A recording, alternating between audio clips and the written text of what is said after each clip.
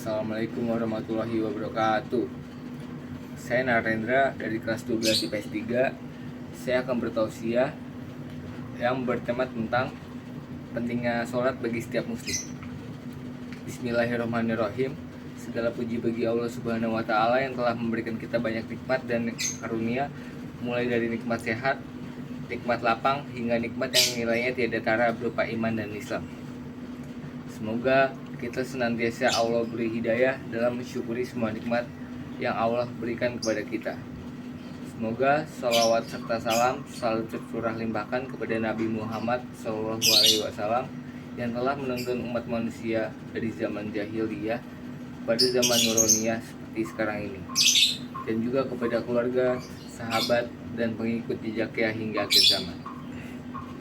Hadirin yang dimuliakan oleh Allah Subhanahu wa Ta'ala, pada tausiah singkat kali ini saya akan membahas tentang pentingnya sholat bagi setiap muslim.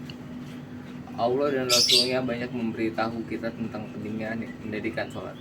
Dalam hadis Rasulullah SAW bersabda yang artinya, sholat adalah tiang agama. Analogi paling sederhana tentang sholat dalam agama Islam adalah sholat sebagai tiang sebuah bangunan bernama agama Islam. Apabila tiang itu rapuh atau roboh, maka bisa dipastikan bangunannya juga ikut roboh karena kehilangan penyangga. Di dalam Al-Quran, Allah berfirman yang bunyinya, dan dirikanlah sholat, dan tunaikanlah zakat, dan rukulah bersama orang-orang yang ruku. Jelas kita baca dalam ayat di atas bahwa Allah menggunakan kata perintah, yang mana kata perintah dalam Al-Quran mempunyai makna wajib dilakukan. Sholat di sisi lain juga mempunyai banyak keutamaan yang sangat besar. Dalam salah satu riwayat hadis Rasulullah SAW bersabda, seandainya mereka tahu pahala sholat subuh dan asar, niscaya mereka akan mendatanginya meskipun dengan merangkak. Potongan hadis riwayat Imam Bukhari di atas memberi jelasan akan keutamaan sholat. Dalam sholat subuh saja terdapat banyak keutamaan yang bisa kita raih. Salah satunya mendapatkan persaktian dari malaikat subuh. Begitu juga dalam sholat wajib yang lain, Allah menawarkan pada hambanya pahala yang banyak.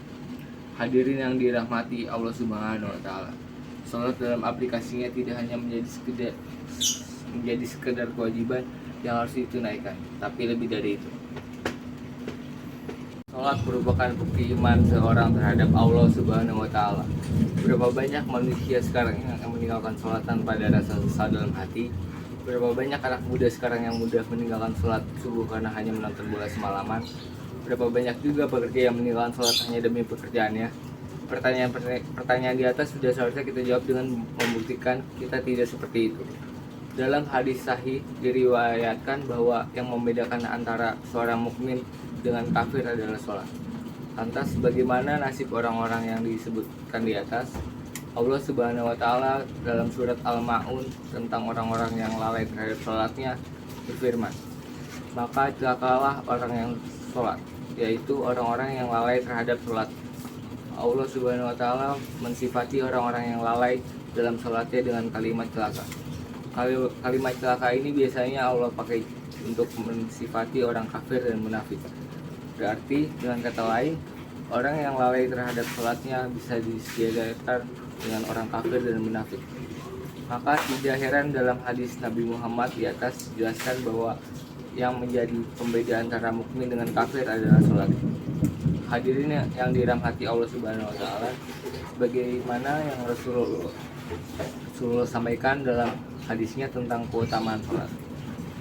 Maka kita sebagai umatnya hendak melakukan sholat wajib di 5 waktu dengan hati yang lapang, penuh kesyukuran, keikhlasan, dan keistiqomahan, sehingga kita bisa terhindar dari golongan orang-orang yang lalai dalam sholatnya. Sebagai pelecut kita dalam beramal, Allah memberi ganjaran yang tidak tanggung-tanggung bagi siapa yang menaati perintahnya.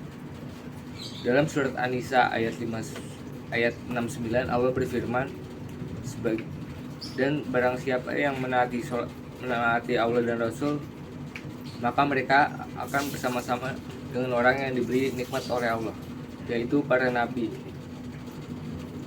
para pecinta kebenaran, orang-orang yang mati syahid, dan orang-orang soleh. Mereka itulah sebaik-baik teman.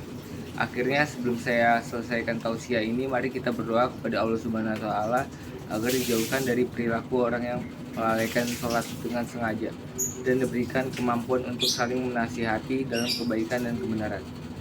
Wabillahi taufiq wal hidayah. Wassalamualaikum warahmatullahi wabarakatuh.